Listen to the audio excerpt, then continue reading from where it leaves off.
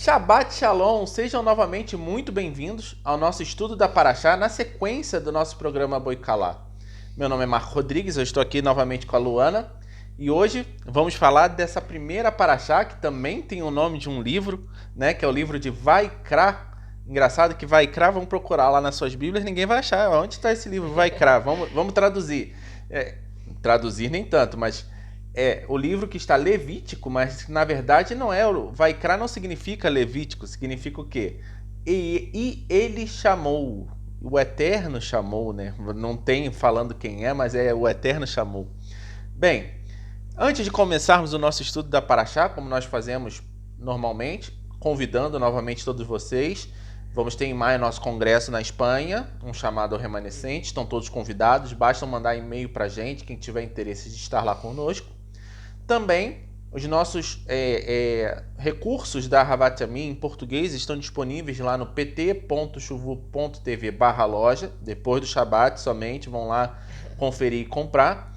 E também as inscrições para Yeshivat Chuvu Português estão abertas. Logo, logo teremos novidades de como algumas coisas, novidades que estão vindo aí especificamente para os povos de língua portuguesa, algumas modalidades diferentes da Chuvu. Vamos falar um pouquinho mais sobre isso daqui a pouquinho. Bem, Luana, como eu falei, Vaikra, e ele chamou o primeiro livro que geralmente as crianças estudam, né? Até começa pelo terceiro livro. Por que começa pelo terceiro livro? E logo o livro que todo mundo fala que é o livro mais difícil, né? Aquele livro que todo mundo pega, passa. Opa, isso aqui eu não preciso saber. Opa, isso aqui eu não entendo nada. É muito difícil. Tá repetindo tudo. Mas a gente tem, inclusive, falando sobre o porquê que as crianças começam a ler sobre os livros, sobre esse livro, o livro de Vaikra, né? É justamente porque as crianças, uma das interpretações é que as crianças elas são puras, né? E por as crianças ser puras, nós estamos falando de sacrifício. Sacrifício também remete a voltar ao estado de pureza, né? Então, esse é um dos motivos que nossos sábios falam. Outro motivo fala do amor incondicional, assim como o Eterno tem um amor incondicional pelas crianças, né? Vinde a mim as criancinhas, nosso Mashiach falou, né? E fala justamente sobre essa chance de voltar a ser criança, uma nova chance. É que nem o nosso filho, nossos filhos fazem artes, né? Fazem bobagem, nós sempre damos uma segunda chance a eles. Colocamos muitas vezes de castigo, mas pagam uma pena, né? Mas nós sempre temos o coração tendencioso a perdoar, a que eles possam aprender e crescer com o seu erro, o seu pecado. E muitas vezes, né, até comparando com a criança, e hoje vamos falar dos tipos de oferta que está descrito no livro de Levítico. Muitas vezes a criança ela chega até com um presentinho para você sem nada acontecer, né? Os meus pelo menos gostam às vezes de falar até que tá me comprando, né? Chega assim, aqui um presentinho para você, pai, um presentinho para você, mãe. Eu fiz para você. É mais ou menos como uma oferta voluntária, né? É o que a gente vai falar. Bem, a Parashá, de uma maneira geral, ela fala das ofertas, começa falando das ofertas voluntárias, temos a oferta que é a oferta Olá, temos a oferta de Minhá, que é a oferta, que vamos dizer assim, a oferta dos mais pobres, a oferta feita com farinha. Temos também os outros tipos de ofertas, principalmente de uma que vamos falar especificamente hoje, né, Luana? Mas antes eu queria falar uma curiosidade sobre o Vaikra propriamente dito, né? Ainda voltando às crianças, e era um desses motivos, né, do porquê. Se você pega um rolo da Torá, ou se você pega... Muitas vezes nos Rumash, nos livros, né, que tem a Torá, não vão estar bem escritos, por mais que tenha um hebraico, né? Mas se você pegar um rolo da Torá, você vai perceber que na palavra Vaikra, a última letra, que é um Aleph, ela é escrita menorzinha, né? Não existe letra minúscula em hebraico, né? Algumas pessoas vão falar, é um Aleph minúsculo. Não existe maiúsculo e minúsculo quando a gente está escrevendo de forma quadrática no hebraico, né? Então, esse Aleph pequeno, nossos sábios interpretam eles de várias formas. Por que teria ali no início dessa...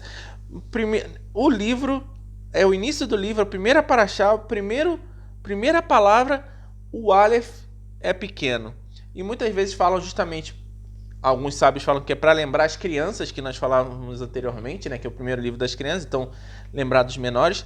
Mas o mais importante, fala que Moshe passou há pouco tempo, no final do livro de Shemot, de Êxodo, sobre a experiência de receber as segundas tábuas, de ver a Shekhinah, de ver a glória do Eterno, de resplandecer a sua face, né, por causa disso, e que Moshe, mesmo contemplando o Eterno, podendo falar com o Eterno face a face, com tudo isso, ele ainda mantinha-se humilde. Ele tinha humildade, né? E humildade é realmente uma característica de pessoas que estão numa liderança, assim como Moshe estava, e muitas pessoas, hoje vamos falar muito sobre liderança, né? No nosso tempo curtinho aqui, né? Então, quer falar alguma coisa? Eu queria ouvir você falar. Nós temos falado um pouquinho sobre o nosso tema principal dessa paraxá de hoje, né? Hoje a gente vai concentrar em 2 versículos específicos que está lá no capítulo 4, que é um dos tipos de oferta, né? Que é a oferta dos líderes, dos nasci, do príncipe, né?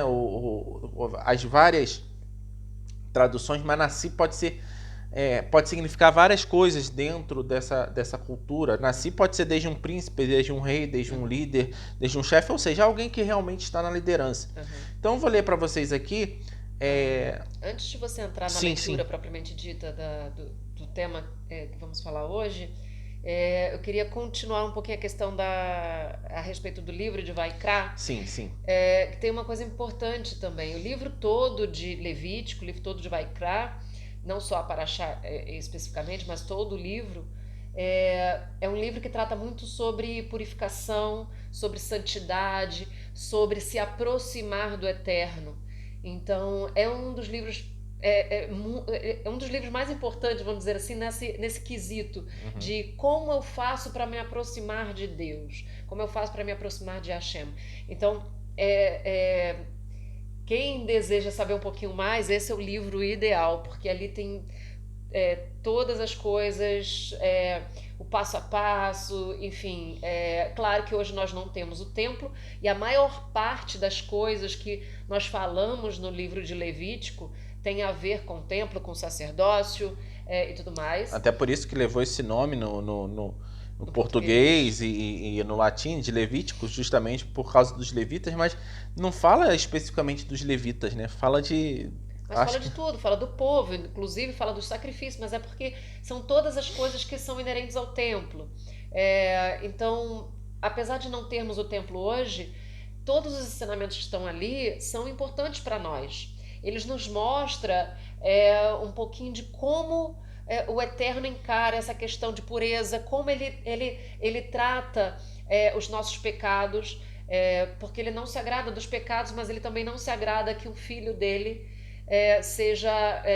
se perca no caminho e que morra espiritualmente, vamos dizer assim, não é? De vez, ele ama os seus filhos e ele quer que eles sejam perdoados, ele quer perdoar os filhos, só que ele é santo, ele não consegue, ele não tem como ficar perto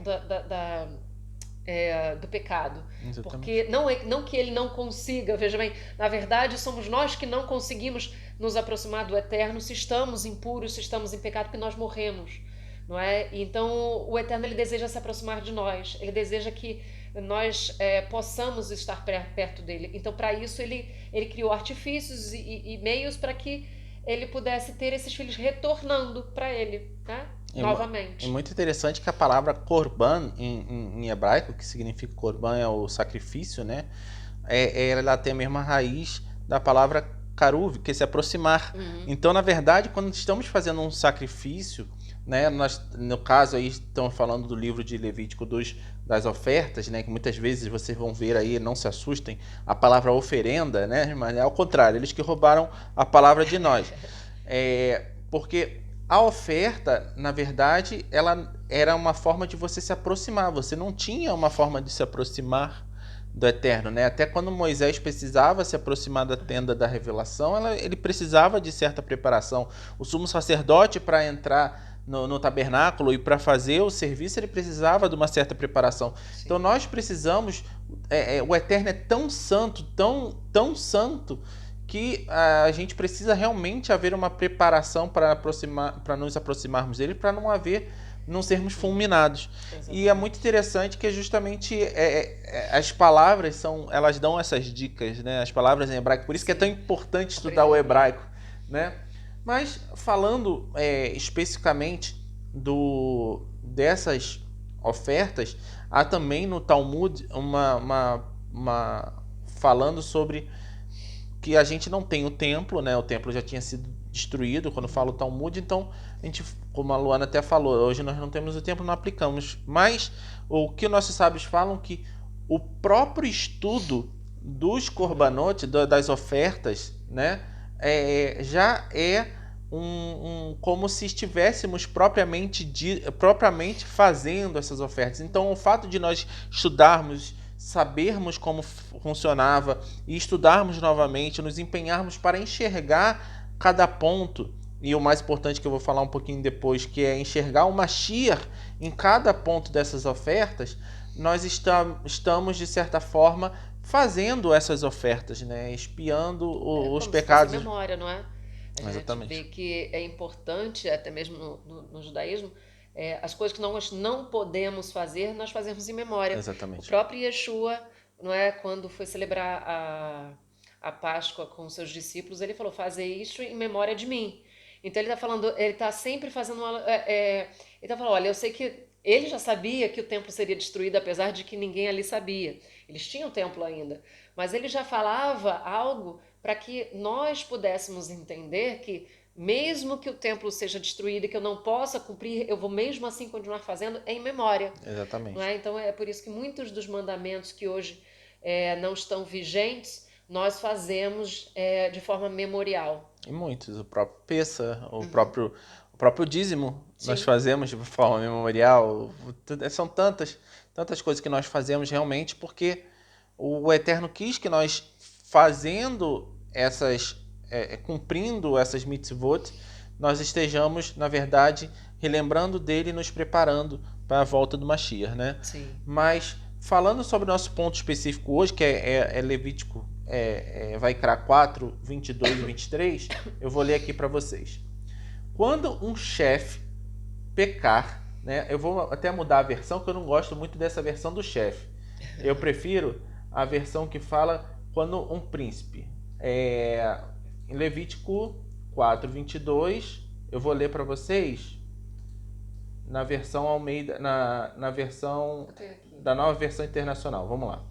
Quando for um líder que pecar sem intenção, fazendo o que é proibido em qualquer dos mandamentos do Eterno, de Adonai, o seu Deus será culpado. Quando o conscientizarem do seu pecado, o líder trará como oferta um bode sem defeito. E aí eu vou continuar no 24 só para a gente encerrar. Porá a mão sobre a cabeça do bode, que será morto no local onde o holocausto é sacrificado perante Adonai. Então, Luana, aqui está falando especificamente de líder. Essa tradução fala como líder. No hebraico original fala que é o Nassi. Nassi, como eu falei, tem várias traduções. Mas o que importa, eu acho que é o cabeça daquele grupo, não é? Pode ser um rei, pode ser um príncipe, líder da tribo. E hoje muito que se aplica é o cabeça, o líder da congregação, né? Sim. Eu acho interessante justamente porque fala ali, quando um líder pecar sem intenção e fazendo o que é proibido nos mandamentos do Eterno de Adonai, né? Então, existe esse tipo de oferta, mas o mais interessante é o que se fala sobre essa oferta de uma maneira geral, né? Sobre a responsabilidade do líder de confessar o pecado, mesmo que ainda seja um pecado sem intenção, mas o mais interessante é quando o conscientizarem do seu pecado, sim, né? Porque muitas das vezes, Rashi explica inclusive que que essa passagem, né, que fala quando conscientizarem, é porque ele acredita que o líder ele pode pecar sem intenção, pensando que está fazendo algo permitido. Então por isso que alguém de fora precisa avisar, né? Porque tem algumas traduções que falam, quando se aperceber, quando ele notar, quando ele pensar, perceber que Quando está em for pecado. notificado, como tem outro. Sim, mas então, o notificado já dá a Sim, intenção de conscientizar, então exatamente. faz essa alusão. Justamente por causa do hebraico, a forma como está explicado ali.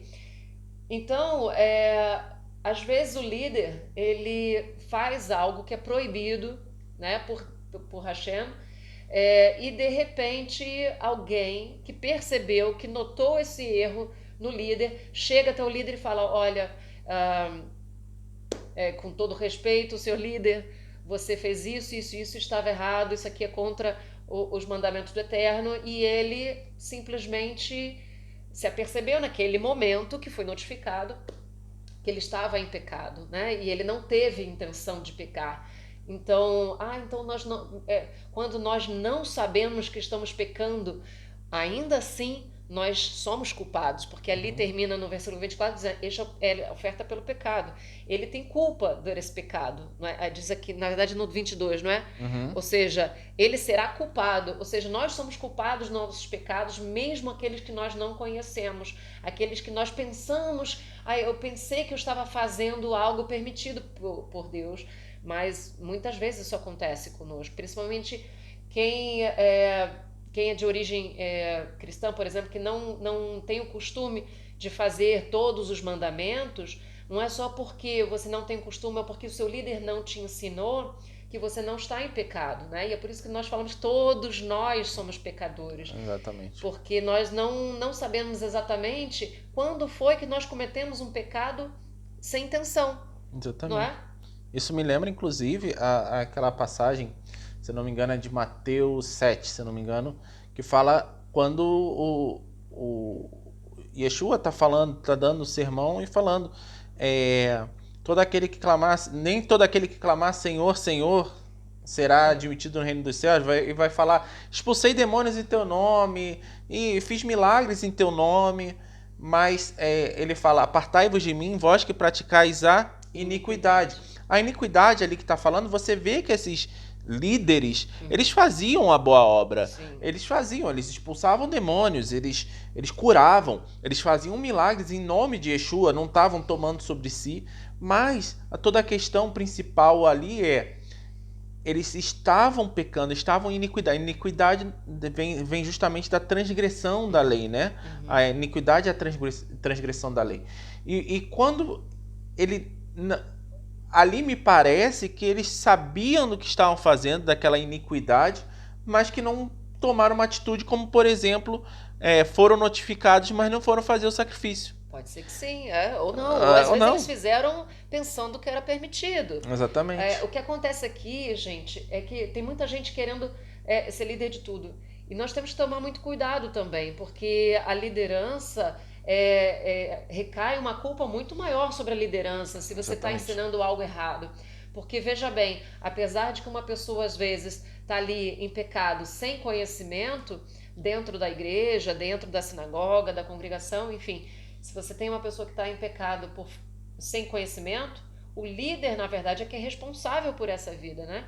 Nós temos nos profetas, inclusive, eu não me lembro exatamente a passagem, diz o seguinte, né? O Eterno está falando que aquele que, se você vir um irmão pecar e você não avisar, você também recebe a culpa do pecado daquela pessoa. Então, aquela pessoa é condenada e você recebe a culpa. Agora, se você avisa e essa pessoa, mesmo assim, ela não quer fazer a vontade do Eterno, aí você já se isentou, porque você realmente fez a sua parte.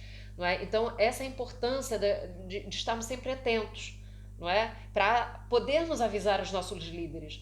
Tem líderes, inclusive, eu queria dar um exemplo aqui, que há um tempo atrás nós seguimos um líder e foi muito interessante que era uma pessoa que admirava muito e ele simplesmente fazia algumas coisas, celebrava as festas um pouquinho diferente, em datas um pouquinho diferentes do que os judeus fazem.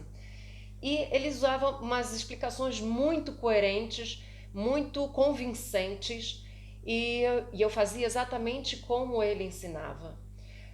Porém, um dos anos, ele mudou. Ele simplesmente começou a fazer como os judeus fazem. E eu fui questionar. Ué, o que que aconteceu? Você não dizia que era assim, que esse era o certo? Por que agora você resolveu mudar e fazer como eles fazem? E o que esse líder me falou foi o seguinte: olha, eu estudei mais e me avisaram e eu fui pesquisar mais e eu entendi que essa forma como os judeus fazem é a forma correta. E aí ele fez todo um estudo com a gente, explicou tudo a respeito de como ele chegou a essa conclusão e que ele estava errado antes e que agora ele está corrigindo e ensinando a todos dessa forma. E para mim aquilo foi incrível. Eu realmente passei a admirá-lo mais por conta dessa atitude. Foi uma atitude correta, uma atitude em que o líder foi notificado e ele reconheceu o erro. E é isso que fala aqui nessa parte, nesse versículo. Porque você, antes, nesse versículo, começa falando do pecado sem intenção do sacerdote, do pecado sem intenção da comunidade, do pecado sem intenção do líder e também de uma pessoa comum. Ou seja, ele cita todas as situações. Mas por que a do líder assim acaba por ser mais chamativa? Porque Exatamente. o líder, ele é o cabeça. Ele é o cabeça da comunidade, é quem comanda todas as coisas, vamos dizer assim, naquela comunidade. É como a nossa cabeça. A nossa cabeça comanda o nosso corpo. Então, quando nós pecamos, o pecado começou na cabeça. Entende? Então, se a cabeça tem intenção de pecar, o corpo apenas obedece aos comandos da sua cabeça. Agora, quando você tem a força de vontade, seu cérebro comanda para não fazer o pecado, porque ele reconhece que está errado, é o seu cérebro quem faz você resistir, entende? Então, da mesma forma, acontece com o líder e a sua congregação. Se o líder está em pecado, toda a comunidade vai pecar. Mas se o líder dá exemplo e ele, quando erra, ele é capaz de assumir o seu próprio erro, reconhecer o seu próprio erro e mudar a direção, toda a comunidade vai segui-lo como exemplo. E toda a comunidade vai acompanhar, porque crê que esse mestre está levando eles cada vez mais próximo do eterno. E é isso que nós temos que fazer. Todos nós no judaísmo entendemos que eu estou até falando demais. Não, fica à vontade. No judaísmo, nós sabemos que todos nós temos que... É ensinado para nós que devemos buscar um mestre, não é? Diz lá em Pirkei Avot, estabeleça para si um mestre. Exatamente. Um mestre, não 30 mestres, né? O que acontece muito hoje em dia é que as pessoas elas têm mania de procurar vários mestres, não é? E aí elas entram em confusão. E pode cair justamente naquele contexto que Yeshua estava falando de Mateus 7, que o contexto, quando ele está falando todo aquele que fala Senhor, Senhor, ele está falando também dos falsos mestres, né? Sim, exatamente. Que com o lobo vestido com pele de ovelha. Exatamente. Mas com 30 mestres você seguindo, a chance de você não seguir... Ou ficar perdido, uma hora você falou bem aí da mudança de um líder sobre reconhecer, não seguir as festas do Eterno na data correta. Essa semana nós tivemos o Rosh Chodesh, né, o início do mês de Nissan, que é um dos anos novos do judaísmo, né, no calendário, e muita gente confunde e chama de Rosh Hashanah o primeiro de Nissan, porque diz lá que é o primeiro dia do primeiro mês, né? Que o Nissan, né, o Nissan é o primeiro mês. Mas só que justamente muitos falsos mestres estão aí pregando pela internet, não, é realmente ano novo, eu vou seguir esse ano novo, que é o ano novo que está estabelecido na Torá, e não é um ano novo estabelecido por homens no 7º mês, não. Na verdade, pervertem as escrituras, pervertem a interpretação correta, que quem tem a interpretação correta das escrituras é o povo judeu, e, por exemplo, passa por cima do que é ensinado por muito tempo, por muitas gerações, e só depois que foi escrito para não se perder, que foi o que está lá na Mishnah, em Rosh Hashanah, que fala dos 4 anos novos, fala do primeiro mês. Então é importante que a Luana está falando, é justamente quando você estabelecer um mestre, estabeleça um mestre. Exatamente. Escolha um. A qual? Olha, busque. Eu sei que é normal quando você está começando a buscar, mas procure, primeiro de tudo, alguém que obedeça os mandamentos. Exatamente. Por quê? Nós lemos, por exemplo, em Mateus, deixa eu até ver aqui, 19, que diz, aquela passagem do jovem rico, não sei se vocês, claro que todo mundo lembra, né? Eu ia falar, mas eu acho que todo mundo que está aqui, todo mundo lembra dessa Se não passagem, lembra, vai lembrar agora. que o jovem rico perguntou para Yeshua, né? O que eu farei de bom para ter a vida eterna? Aí Yeshua respondeu, por que me pergunta sobre o que é bom? Há somente um que é bom. Se você quer entrar na vida eterna, obedeça aos mandamentos. Ou seja, essa foi a primeira ordem que Yeshua deu para um rapaz que estava querendo chegar apenas para ter a vida eterna. Você entende? Então, se esse é o primeiro caminho, então a primeira coisa que o seu líder precisa fazer, o seu mestre, aquele que você escolher para seguir, a primeira coisa que ele tem que fazer é obedecer aos mandamentos. Eu digo que seria o primeiro passo. E o que eu falo, obedeça os mandamentos online e offline. E offline. Porque muita gente aparenta online, tem até uma aparência bonita, coloca até um nome hebraico bonito e tudo mais, mas offline não é nada daquilo que a pessoa fala. Então, veja realmente a vivência.